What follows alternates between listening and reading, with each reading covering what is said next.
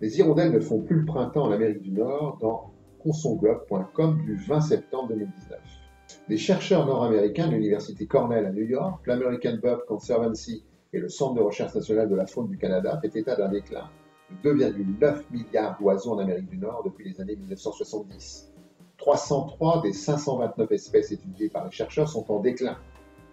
Les oiseaux communs, considérés comme abondants, subissent également une disparition massive.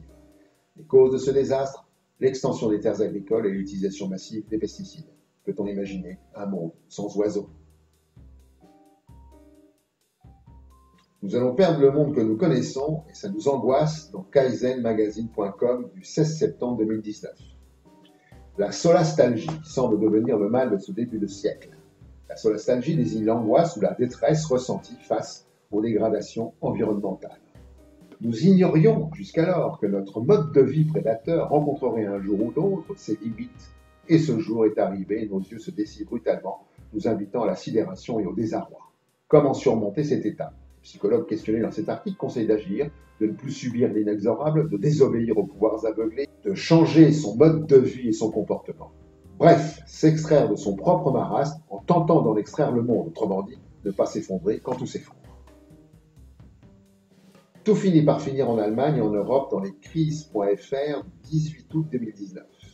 Le très célèbre observateur de l'économie européenne, Ambrose Pritchard Evans, a écrit le 25 juillet dernier dans The Telegraph: l'industrie allemande connaît son pire marasme depuis la crise financière mondiale et elle menace d'entraîner l'économie européenne dans une grave récession. L'assombrissement des perspectives contraint la Banque centrale européenne à envisager des mesures toujours plus périlleuses.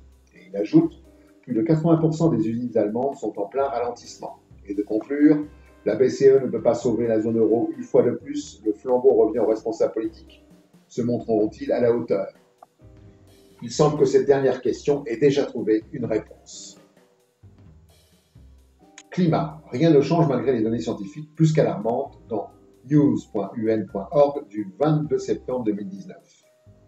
Le 22 septembre, en préparation du sommet Action Climat de l'ONU, les principaux organismes climatologiques du monde ont publié dimanche un rapport intitulé « Unis dans la science » qui établit un diagnostic du climat. Le rapport souligne plusieurs faits importants. La température moyenne mondiale de la période 2015-2019 devait être la plus élevée jamais enregistrée, toute période équivalente confondue. L'étendue de la banquise arctique en été a diminué à un taux d'environ 12% par décennie entre 1979 et 2018 et la perte de masse de glaciers pour 2015-2019 est la plus élevée jamais enregistrée pour une période quinquennale. L'élévation du niveau de la mer et l'acidification de l'eau de mer se sont accélérées. Les concentrations de gaz à effet de serre dans l'atmosphère ont atteint des records. En 2018, les émissions de dioxyde de carbone ont augmenté de 2% pour atteindre un niveau record de 37 milliards de tonnes de CO2. Elles ne montrent toujours aucun signe de plafonnement. Ce rapport a été soumis aux dirigeants de la planète le 23 septembre dernier lors du sommet Action Climat. On attend les déclarations et volontés politiques de stopper ce désastre. La pénurie d'or noir se confirme dans lemonde.fr du 13 septembre 2019.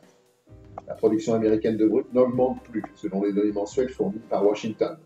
Elle a atteint en avril un maximum historique à 12,123 millions de barils par jour et s'est effrité très légèrement ensuite jusqu'en juin, 12,82 millions de barils par jour, dernier mois pour lequel des données consolidées sont à ce jour disponibles.